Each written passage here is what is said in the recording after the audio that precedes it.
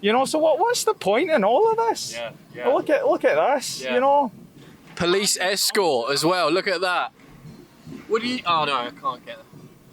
Look at that. Big police escort as well. That's huge for Extinction Rebellion. In general, the idea is that civil disobedience is kind of the way to go. So if you think about, for example, the feminist movements, if you fasting, hunger strikes, like for example, these kinds of things, standing in roads and that. Surely, if they wanted to cut on carbon emissions and net zero CO2, surely that they would practice what they preach.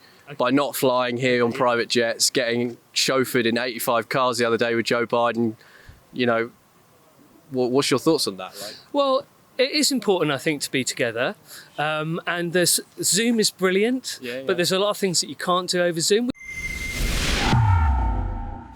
So this is Lewis Brackpool for Rebel News, and in today's report I'm going to be pointing out the complete hypocrisy from climate activists.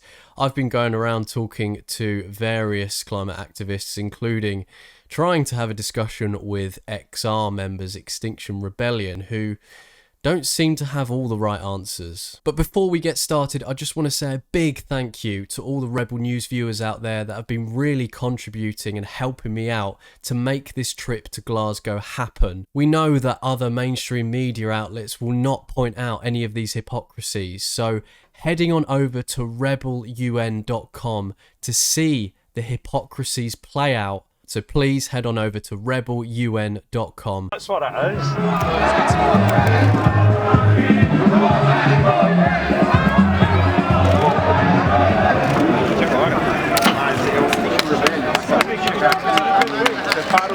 in general, the idea is that civil disobedience is kind of the way to go. So if you think about, for example, the feminist movements, if you fasting, hunger strikes, like for example, these kinds of things, standing in roads and that, locking yourself to fences or gluing yourself to a bank. Gluing. I glued myself. Do you regret the gluing? Are you yeah, it's not one of my better moves. Yes. Right. But it was to sort of make a statement that things are fairly critical. What does XR think about world leaders coming here on like private jets, Range Rovers, and they're preaching this whole like carbon footprint, we should do better, but they're not preaching what they preach? Yeah. So XR is a decentralized movement, so there's not like one XR that thinks something, but it's every rebel kind of thinks their own things, obviously. Every rebel? It's Extinction Rebellion, right? Oh, right, yeah, I get you. So I personally think that there could have been other ways to do this. For example, Zoom calls, right?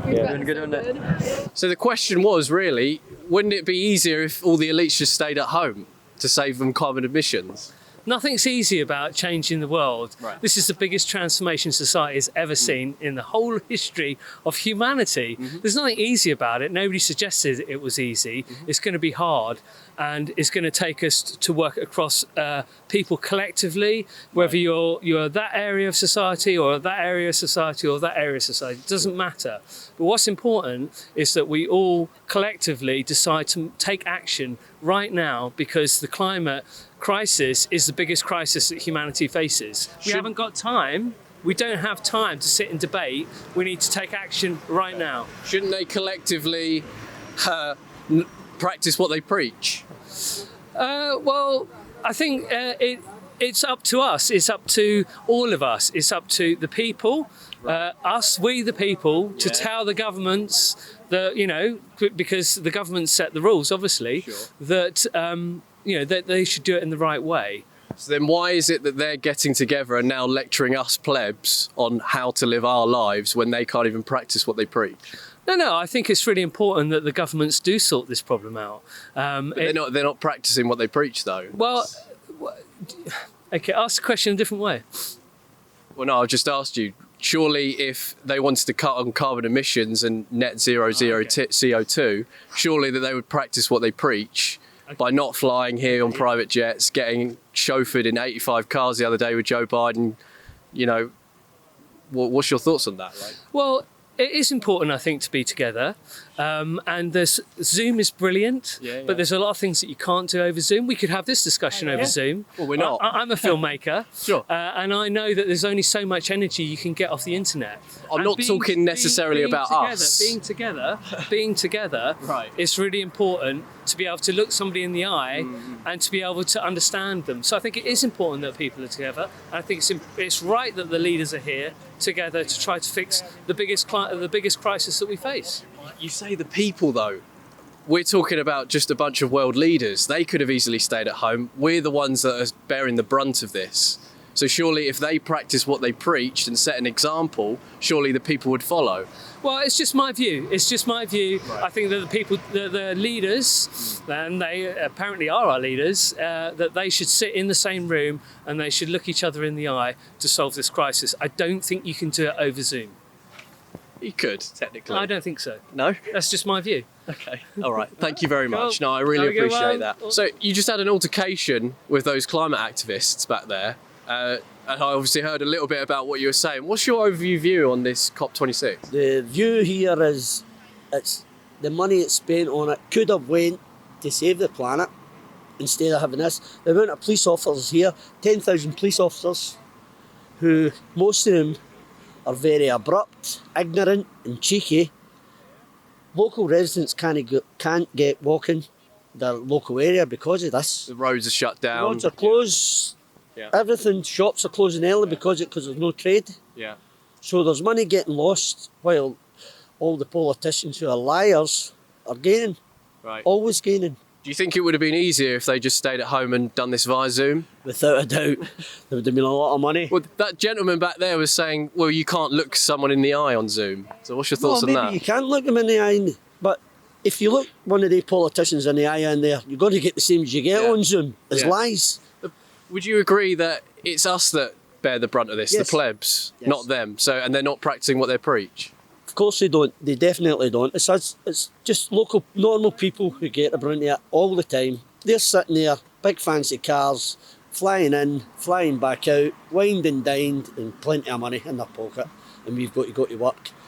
And trying to get to work is maybe putting an hour to an hour and a half on your travelling time because all the roads are closed. Could you give us your opinion on these protesters that have been walking along the street and blocking all the traffic? Seriously, mate, who has the time? Who has the time? Honest to God, it's like, go get a job. Seriously, mate, go get a job, man. Like, look at them. They're just marching along. Look at this. We're stuck in traffic now. Yeah. You know, we're stuck in traffic, so come on, like, think about us workers and things. We need to make a living out here, you know. We can't make a living simply because of that. Look at that, you know. Absolute chaos. Do you think they're marching and blocking traffic is actually going to mate, this job would take 5-10 minutes. This is going to take 20 minutes to half an hour now. That's what it's going to be like. So do you think that this is because I believe it's for the climate? Do you think that it's going to make a difference them doing this? It's not going to make a difference, mate. You really think politicians are going to listen to them? They're not. You know, they're here just to show the world, oh yeah, we care. Even the politicians, there's not going to be any result from this. No. There's not going to be any result, you know. Big Boris said that as well. You know, he came out saying, I'll be very surprised if this clicks. You know, so what's the point in all of this? Yeah. Look at this, you know. Police escort as well, look at that. Oh no, I can't get that. Look at that. Big police escort as well, that's huge for Extinction Rebellion. That's the biggest police escort I've ever seen. What are your thoughts, man? Again, who has the time, mate? Who has the time, honestly? Wow, look at that. Look at all these police right here. Look at all this. Look at all my... I can't believe this.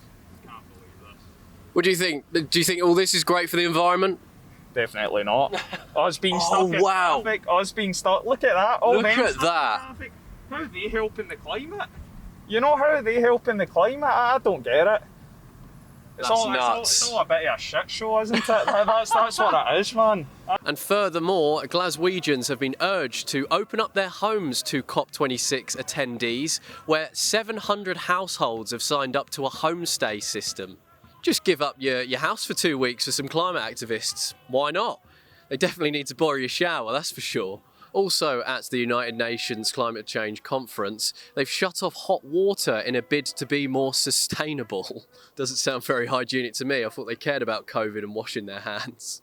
And I'm sure you've seen the video that I created the other day that's been going viral recently of a Let's Do Net Zero sign being projected on a bridge powered by a petrol generator made by Honda. I mean, the hypocrisy speaks for itself, really, doesn't it?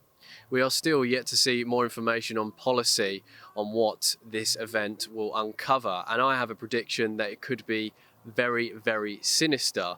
Sinister in a sense that it could impede your freedoms in the near future. Could be a climate lockdown, it could even be a reduction in red meat consumption, but it could also mean MasterCard's new unveiled card, where if you go over your carbon emission that is tracked, it will bar you from spending your own hard-earned cash.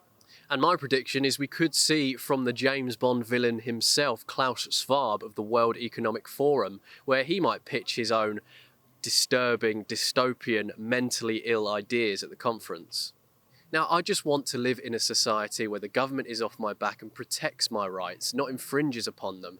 And I don't want to live in some weird metaverse where Mark Zuckerberg reports me because I don't agree with him on climate change. It's nuts. So I know I keep banging on about it, but with all these world leaders being funded by you, the taxpayer, is this what you really want?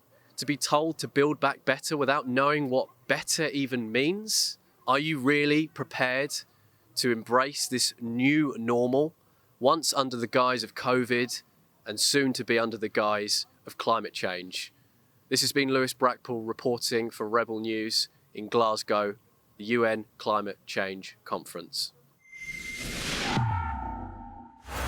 And if you'd like to help fund the truth, please head on over to Rebel UN and follow my work.